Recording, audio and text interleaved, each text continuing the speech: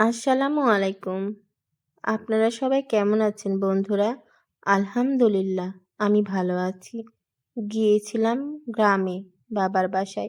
আজকে ফিরে আসলাম। বাবা বারবার বলছিল, "মা আর কয়টা দিন থেকে যেতে পারিস না?" আমি বাবাকে বুঝিয়ে বললাম, "বাবা আবার আসবো।" কিন্তু এটা তো আমার মনের কথা ছিল না।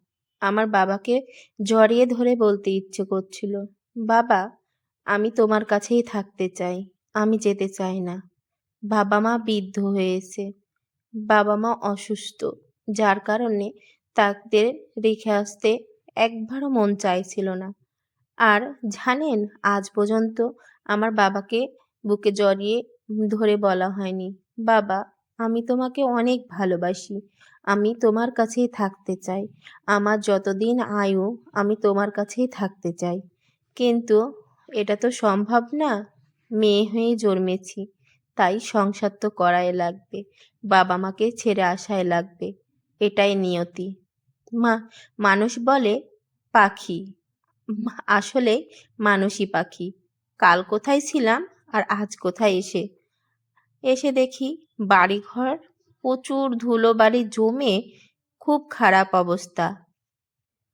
গাছগুলো লাগিয়েছিলাম, গাছগুলো পানি দেওয়া হয়নি, যার কারণে এসে দেখি গাছগুলো সব মারা গিয়েছে। বিছানায় প্রচুর ধুলো, এজন্য সব বিছানার চাদর ভালোভাবে পরিষ্কার করে পাল্টে নিলাম। এরপরে বিছানাগুলো ভালোভাবে ঝেড়ে নিলাম। সোফাগুলো ভালোভাবে ঝেড়ে বালিশগুলো গুছিয়ে রাখলাম। মা রান্না করে দিয়েছে, যার কারণে আজকে একটু ঝামেলা কম। এজন্যে ভাবলাম যে আজ আমি সব কাজ শেষ করব ইনশাআল্লাহ। এই দেখছেন ঝাড়ু দিচ্ছি তো কত ধুলো। এই ধুলোর মধ্যে দম আটকিয়ে আসছিল। সব কোণায় ভালোভাবে ঝাড়ু দিয়ে পরিষ্কার করে নিলাম। এরপরে এই যে দেখেন আমার বাবা সোনা খেলা করছে। ভালোভাবে ঘর মুছে পরিষ্কার করে নিলাম। মোছার সময় লাঠিটা সরছিল না। ধুলোয় বারবার আটকে যাচ্ছিল। তারপরে কি করার? এই তো ভালোভাবে মুছে নিলাম। এই যে আমার ঘরের ফাইনাল লুক।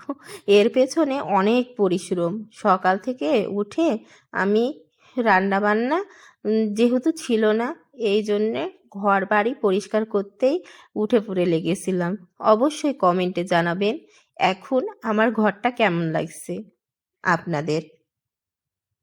নিজের মনেও একটা প্রশান্তি।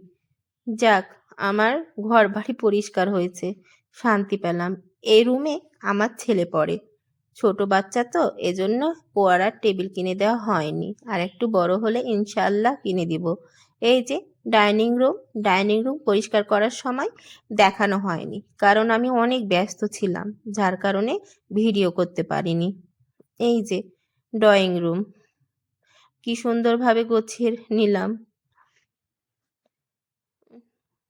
এই গাছগুলো তো ওই কর্নারে দেখলেন না গাছগুলো, ওই গাছগুলো তো পানি দেওয়া হয়নি। এসে গাছগুলোতে পানি দিলাম।